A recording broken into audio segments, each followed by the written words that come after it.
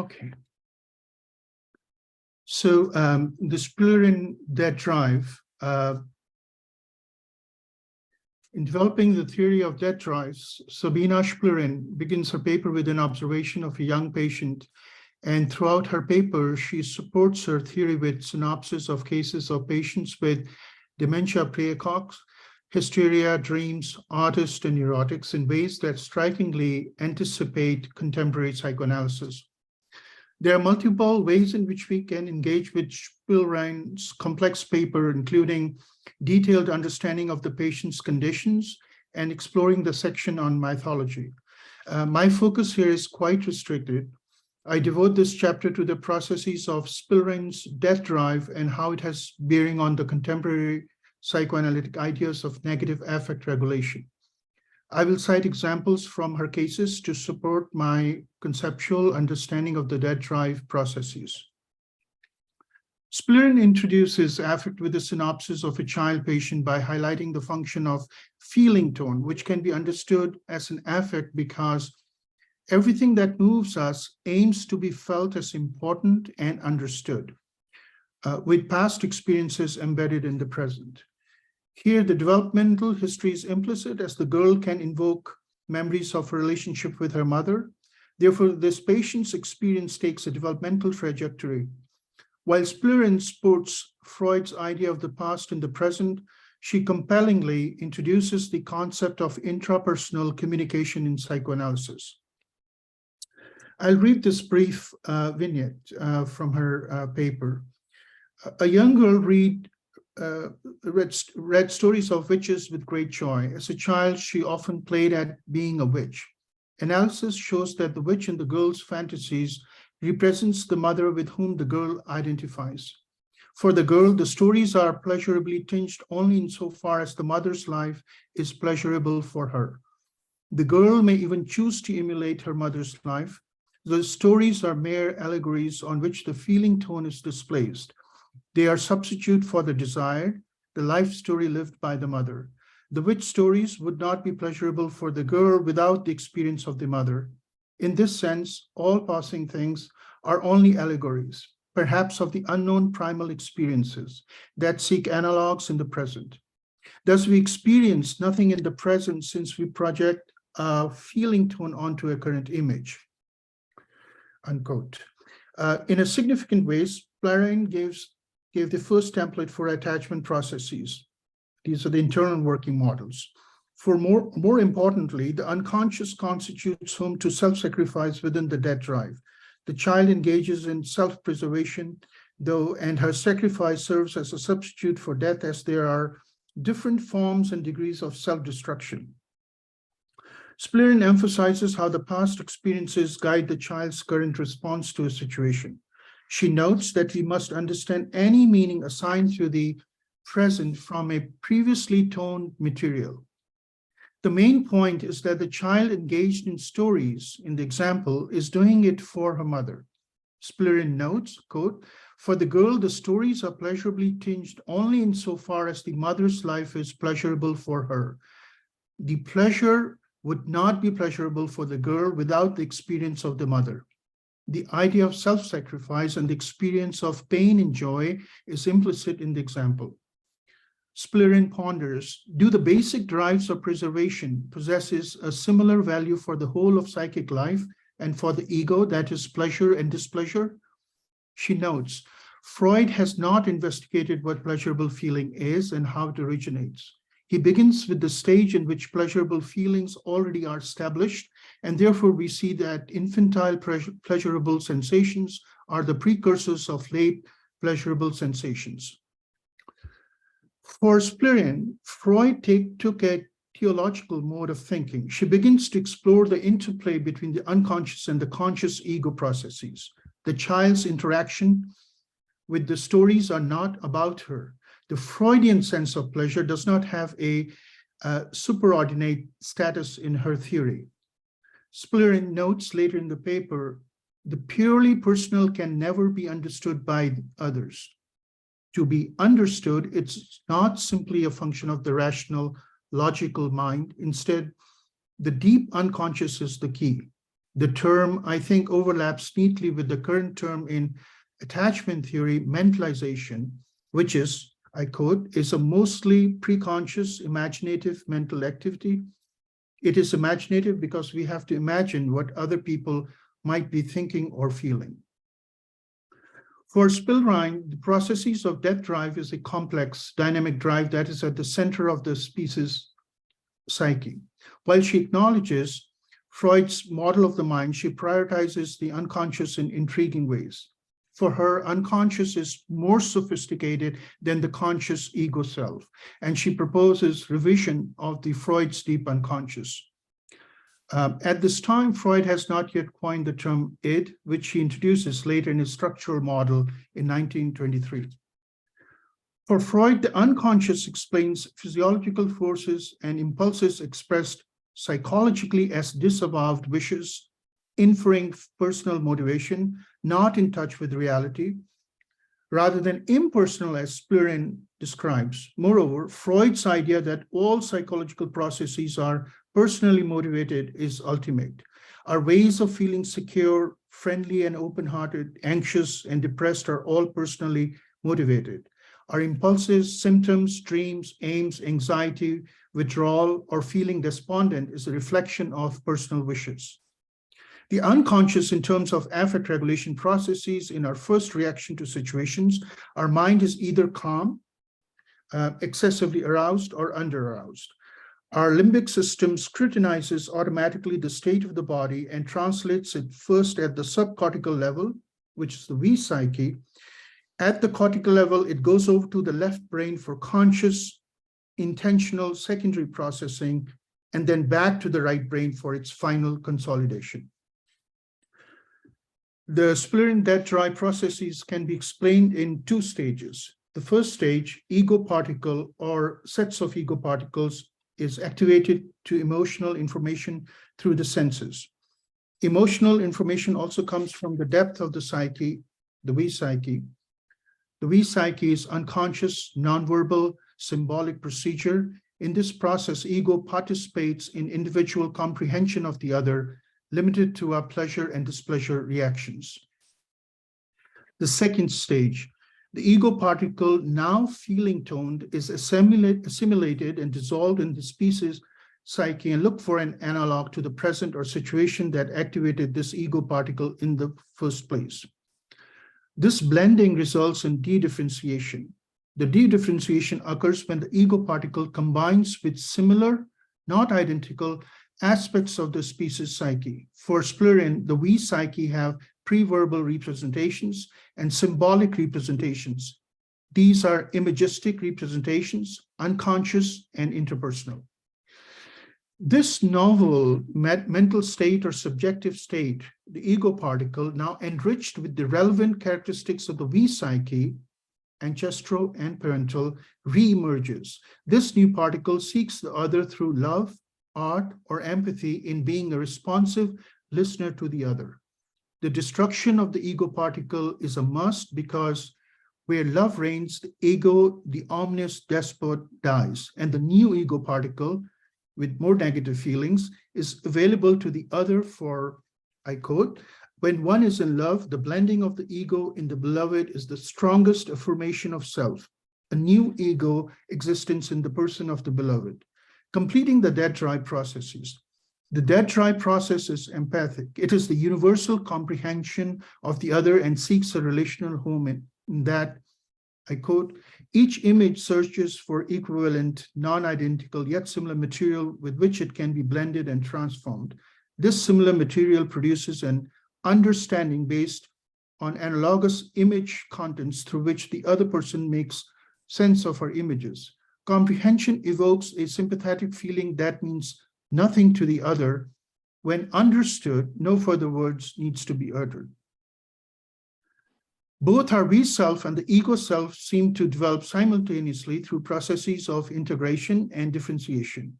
At any moment, our ego self reflects exactly the dynamic mental state in play at the time because, I quote, close to a desire to maintain a present condition, there lies a desire for transformation.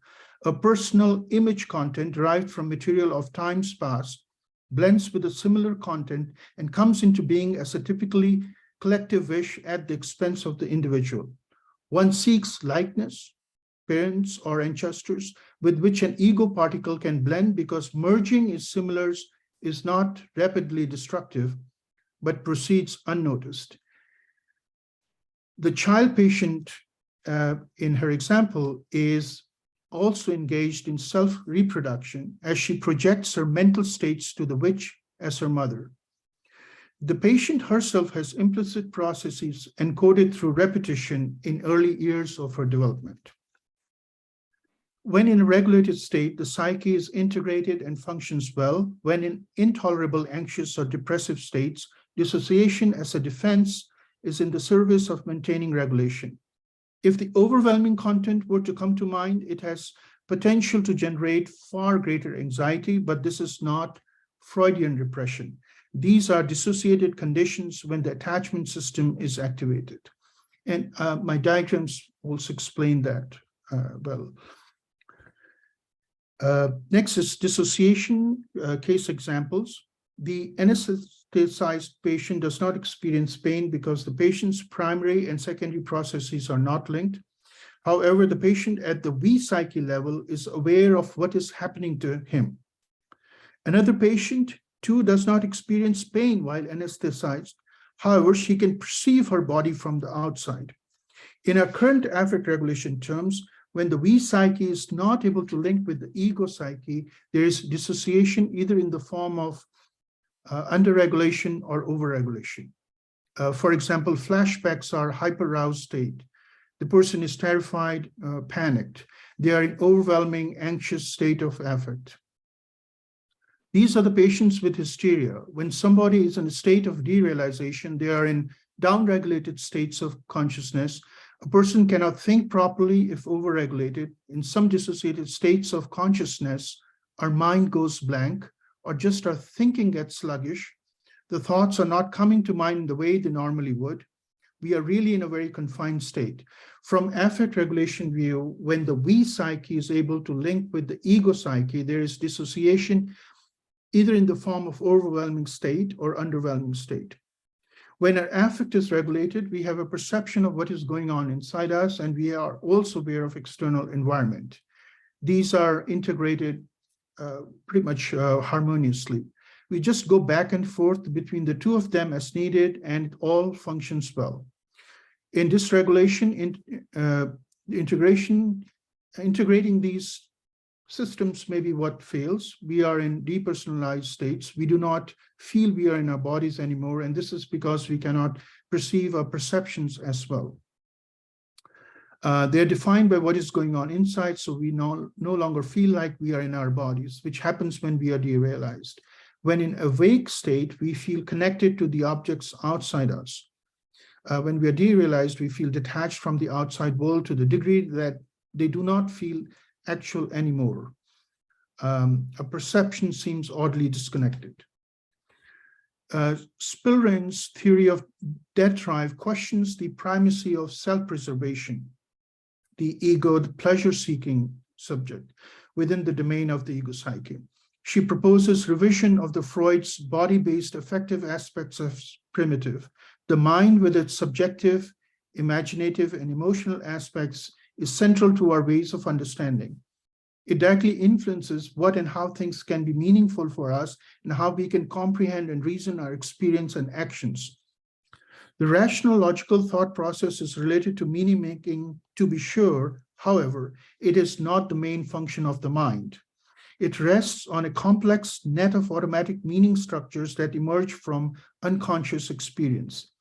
The death drive, it seems, has characteristics similar to the internal working models. Fonagy and his colleagues note that, and I quote, the internal working model is the creation of a processing system for the self and significant others in terms of a set of stable and generalized intentional attributes, such as desires, emotions, intentions, and beliefs, inferred from recurring invariant patterns in the history of previous interactions. While Spielrein is not necessarily talking about a consistent, continuous core inborn, self. Instead, she seems to be drawing our attention to a specific kind of continuity. Species self speaks to the integration of something akin to mental states as a personal and collective past. In the first example of Spielrein's paper, the young child might have initially imitated her caregiver with her mother. However, she must have also integrated over time her own creativity, which is assimilation, along with what she learned from her mother. And this reflects the we psyche. In terms of her infancy, all the ego is not engaged. There could be highly adaptive subject and object, human and non-living things relationships. An individual's interactive mode is present from very early on. Spielrein seems to suggest various forms of being with others. It is a part of different version of us that changes from context to context and is different with different people. This is what the contemporary affect regulation theories suggest. For example, in some ways, I'm different with my patients than I'm with my niece, than I'm with my colleagues and friends. There is an assortment of who we are, but there is something that continues to be the same about our ways of being. Even if the context varies, we must care for, even if a context varies. So here's Spielrein's patients who gained adequate affect in the treatment may very well be able to reflect on the intense symptoms of dementia praecox and their current life with fewer symptoms. This particular kind of continuity is not dull, the sameness of experiences, quite the opposite. It shows the vibrancy of these patients. Spielrein notes, for patients with dementia praecox and others, the dissociation is because of the struggle between the we psyche and the preservation of the self. This idea closely follows our current understanding of how we tolerate our intense negative feelings when dysregulated. It is a survival approach and adaptation to our environment. In the earlier years, mother-child diet helps in contributing to the we psyche. In affect regulation processes, the mental states and the internal working models is not something given at birth. Instead, they take a developmental trajectory within the mother-child matrix. The concept that our ways of interacting with others are deep-seated in early years was underscored by Sabina Spielrein. Spielrein did intensive research at the intersection of psychoanalysis, psychology, and biology. Given Freud's commitment to infantile narcissism, he could not readily acknowledge Spielrein's theory. Freud did not assign the primacy to the nurturance drive, which is a two-person psychology.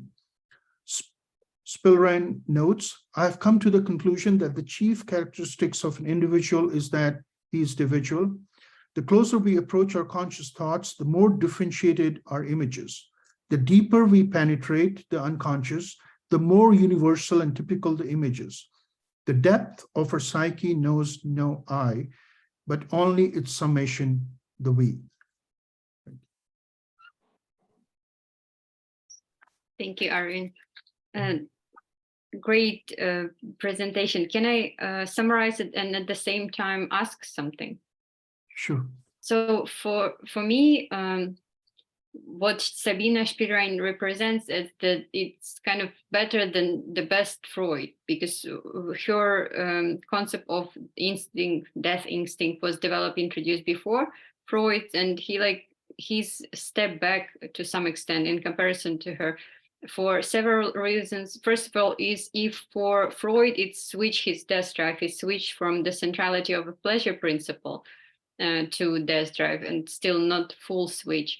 For her, it's a switch from, she starts from the centrality of death instinct. So we are not those creatures that are narcissistic, they're looking for pleasure. We're looking to destroy ourselves. So we're looking for death.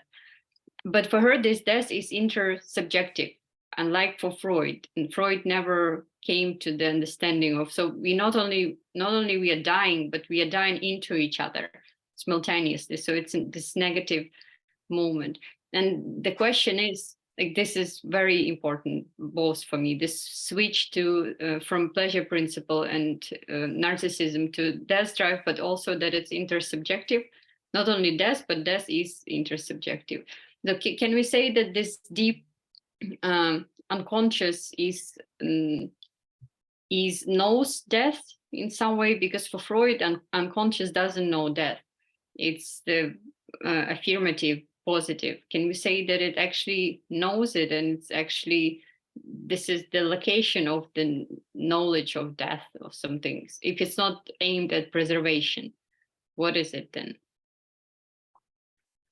Yes, Julie, first you give a very crystal clear summary of the dead drive. Yes, to your question, I think, and I began thinking over time, like that the dead drive begins from very early on, like begins with subjectivity. So there has to be a degree of awareness within that subjectivity, awareness of the presence of dead drive. I think the dead drive is nurtured, I think, in that interpersonal context. I think this has been so intriguing research question. Like, is there a right to look into the dead drive within what you say the we self, or the depth of the species that she's talking about? Thank you, Arvin. Anyone else?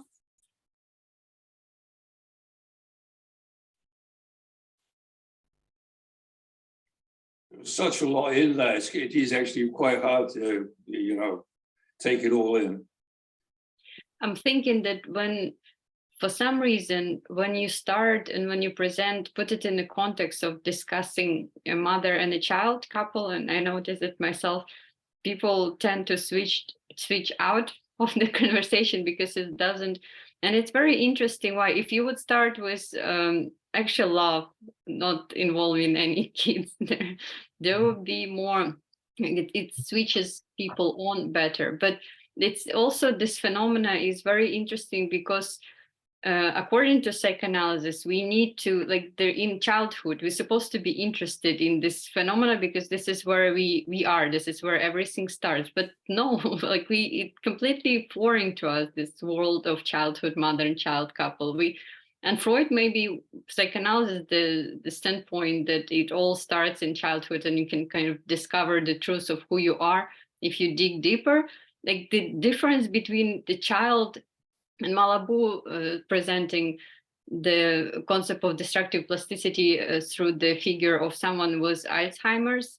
I think that someone who is completely foreign to the self that they used to be, like this completely foreignness. And I think that the difference between the person before Alzheimer's and with Alzheimer's is not much more radical than the difference between a child and adult. It's like completely that's someone same name is same, but that's not the person. So it's, this rupture is very, very interesting, and the way we can't, we have troubles in recognizing, maybe we shouldn't recognize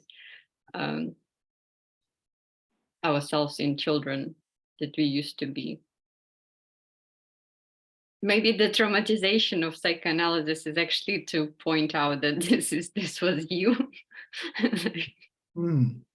Find yourself there and all of your problems. Not to attach yourself to the childhood because it's impossible, but to actually show this rupture. This sick person was you. It was your start. And all the love you have and all the relationship you form, it's still that it was something similar with you and your mom. That's the trauma, right? People don't want to know. I mean, this is quite interesting because I would fuse this a little bit and go all the way back then to like Otto Rank trauma of birth stuff. So actually, this is the worst possible thing that can happen. And then you go through childhood being more and more traumatized. And then if you're very lucky and in decent circumstances, you might have a chance to try and undo it, but nowhere near enough time before you die. So that it's actually the reverse. This is a really very, very interesting idea. We never get over the trauma of childhood. We're destroyed before we even start. Yeah. Yeah. It's interesting, but also I would add to this more negative aspect that the more we trying to get rid of it, the more we are traumatized by the very effort that doesn't work. That would be beautiful. You can, but it's not actually. Right. And Julie, from what we know also that what we call this fancy term, like internal working models, right? The initial internal working models cannot be repaired as such. One can only supersede and create new, right? They're saying like there is no way that one can undo, like as you're saying, like that early, those traumatic, those experiences. It can only be superseded. So, but I think that much of literature and research, especially in the public, arena, is not focused on this, like where the damaged internal working model remains as such, like there isn't much. So this is not much discussed or talked about. So if in I normal, wonder why. yeah, Shane. No, I was going to say, I wonder why. Yeah. It's, Do you think that we never leave that? That's always there with us, and you're just this is you. You know what? All this trauma, or everything that you're saying. Oh, not you're saying, but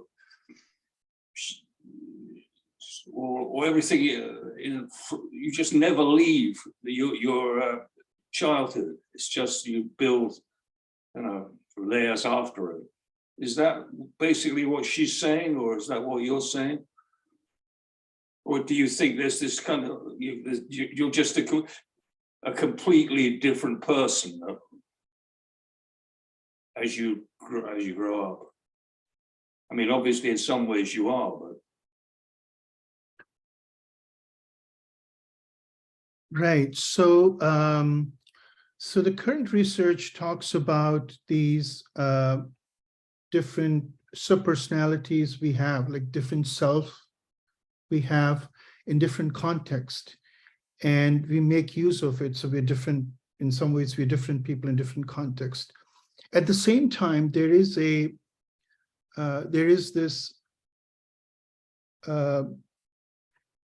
affect or the experiences which are constant in any relationship.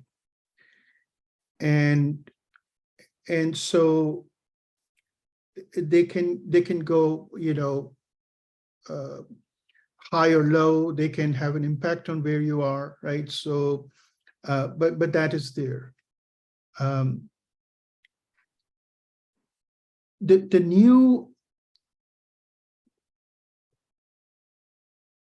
The new experiences do not replace the older. I think, and I'm repeating what you said, like, but I agree with, like, something along those lines, that you cannot displace. It's not you cannot substitute and say there's one new pristine self, or even that there ever was, like there wasn't ever a self that was, pristine.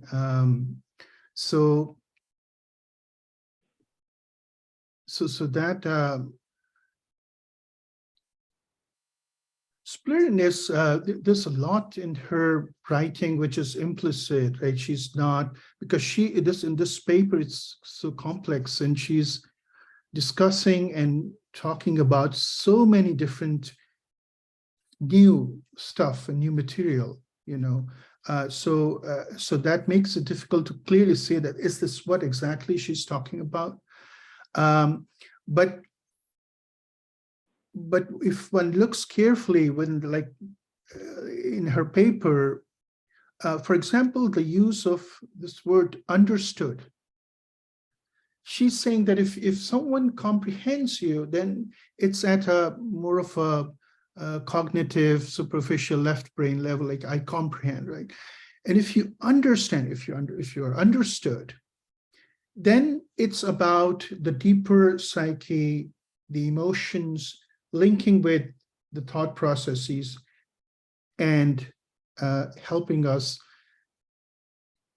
come close to what the other person is thinking or feeling. Like I would say, it's very close to it. Which is, again, the way I understand is like you are actually, one has to lose an ego particle that she talks about, a set of ego particles to understand the other, to be, and other feels understood at some level, right?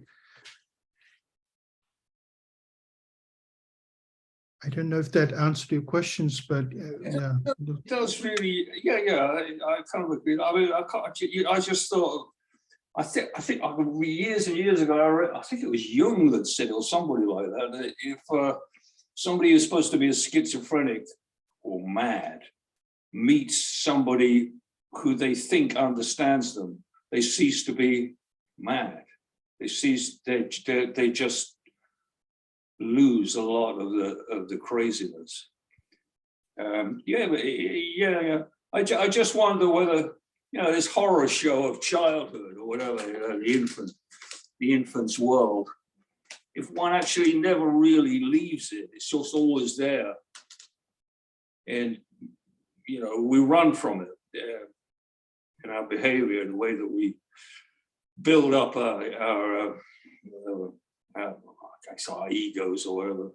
But yeah, it's really interesting what she's saying. I really liked, I mean, in the article that I read it really quickly, but I really liked some of the dreams that her patients were having, or that she was giving us examples. There were fantastic images in them, but that's a different thing. I think you'll really like there's a whole section on mythology, and she worked with Jung. So there's which I don't discuss here, but there's a whole, you know, she devotes. I read it, yeah, on the becoming or whatever it is. I read it. I mean, I don't know. I've never really read Jung. I don't know why, but I never have. But some of the ideas, you know, in the dreams or whatever, she was saying, oh, this woman dreamt of the sea. This is the mother. I was going, oh, okay, yeah. But it is, it's interesting. It is great. I mean, it's really good. I'm more interested in like where she's describing the way that the child is interacting with the mother, or almost becoming the mother. I mean, I just find that kind of stuff more interesting.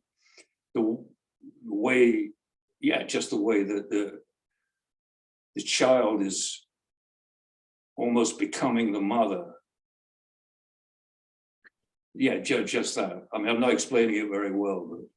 No, actually, you said almost is so helpful here, because this is where it's like it's in current research, there's a term called marked mirroring, like in understanding other. So there is something of like it's almost near, but it's not equivalent to what the other person is feeling or thinking. So that almost makes me think that, and I wonder if this is where the repetition here is, with the story and with her. Now, you know, she was a child, she would play the role of witches, and now as a young girl, she's reading those allegories.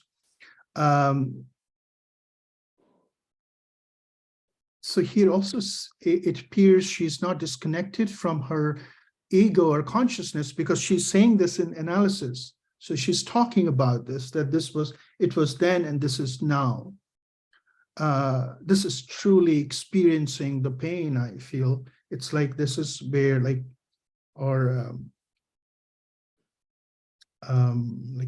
giving parts of self, like herself, like in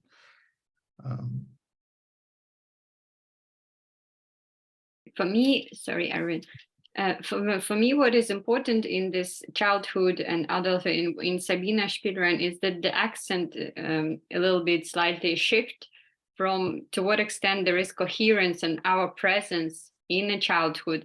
The accent is shift to our absence, to what extent we are not in our childhood, to what extent we are different, that there is this rupture between us, to what extent we are non-existent, and when we are interacting with others, to what extent we, like Arvin said, we are different with different people.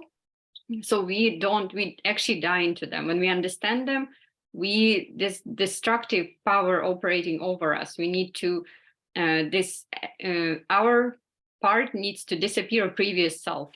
And it's not only with others that we are different, that we kind of this non-existing part, the rupture, dying, but also in different periods of time. Not only in childhood, the horror of childhood where you can't recognize yourself because you're kind of not present there, but also in any past or future of it, kind of you're never there that much. And even though you're never there, you're always dying into something. Could you say all that again? No. Can I just ask something about that, sort of combining the two together? I really like that expression, sort of dying into someone else, but I'm getting sort of tangled up in my own thinking, because what's the thing that's dying? That's the problem, that there is like something exists dying, and that's all, and nowhere else. It's kind of not completely present. For Freud, there is someone, the infant who is narcissistic, who wants something, who wants to survive. And this kind of thinking, there's no one. It's either in the past or in the future, but it's not you. It's this continuous rupture and disappearance, and existence only in a form of disappearance, disappearing. Yeah, and maybe the very language, the way we talk about ourselves, just doesn't work to it's there to bring this coherence, to install it, the way thinking works, and language, but it's never captures it anyway. It's not there. And we can talk about dreams too here, because it's not substantial difference between us in the dreams maybe, and us in the past, and us in the present. It's not us. It's never us somehow. Are you saying that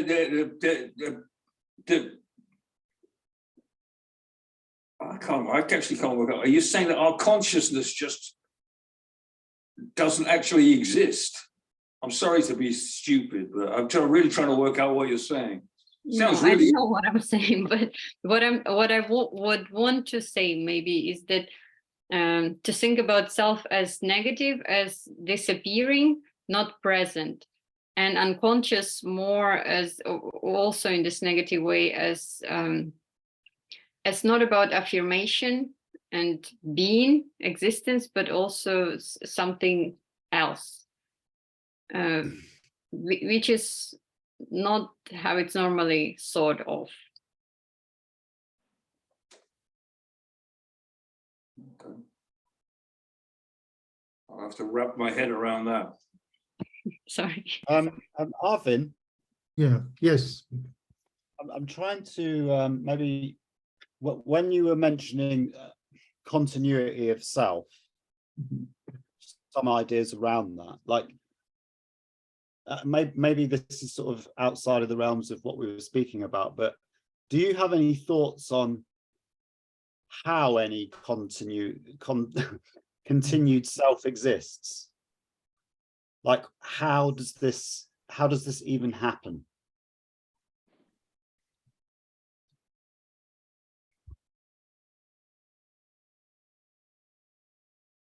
Yeah, there's ongoing continue, and we're saying One is disruption of the continuity, and the other is the continuity. So,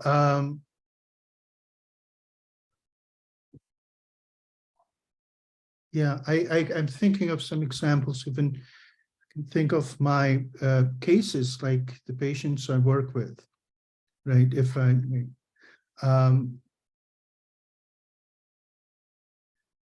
so a patient I worked with, and I have talked about this with Julie, some briefly the cases. She was interested in studying arts and fine arts, and the parents were imposing that she needs to study pure science or something practical. So that was one of the many different issues she had. So, so she would come to the session and she would hesitate in talking about what she loved and what she wanted to, what she majored in. In the moment, I felt like there was that she should really register for arts and actually not pay any attention to what the parents are saying. And that, so I was also overlooking like the finances, who's going to pay for her tuition, whatnot, right? But I said, like, she needs to enter, like, right, this one of the good schools where she can study arts, and who cares about the outcome in terms of productivity? So that was something, a sort of discontinuity that was getting stirred within me, which I took note of, like, and then, you know, started, like, I didn't react as such. So I gradually started working with her. But there is some disruptions that can happen within, where I could with the client, with the patient, sit next to her and say, well, yeah, you need to do. And in fact, you know, this is what has to happen, like when you come next time for the session. So that was my, right, that was my thing, actually becoming aware of it, knowing that this is what is about to happen, I maintain continuity in that sense. So like, why does she want to study arts? And right, so what is it about the sciences? Yeah.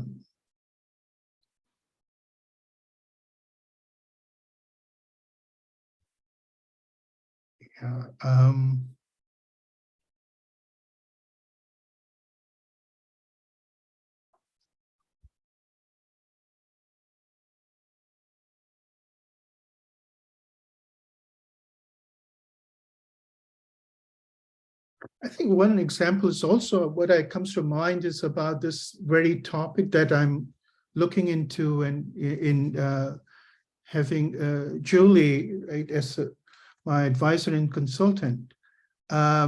This is not what typically therapists are doing.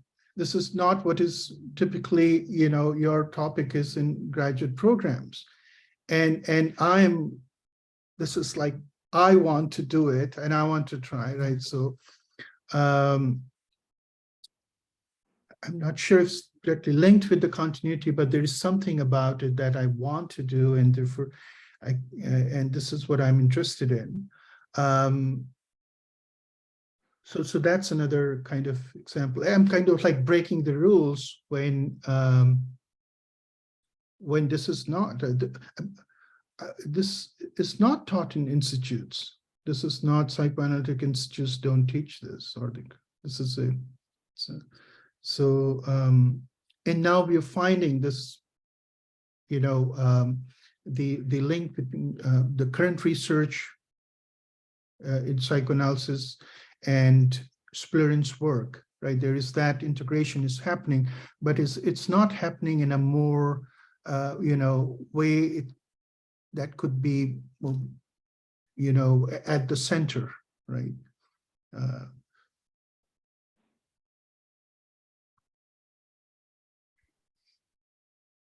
Thank you, Arvin.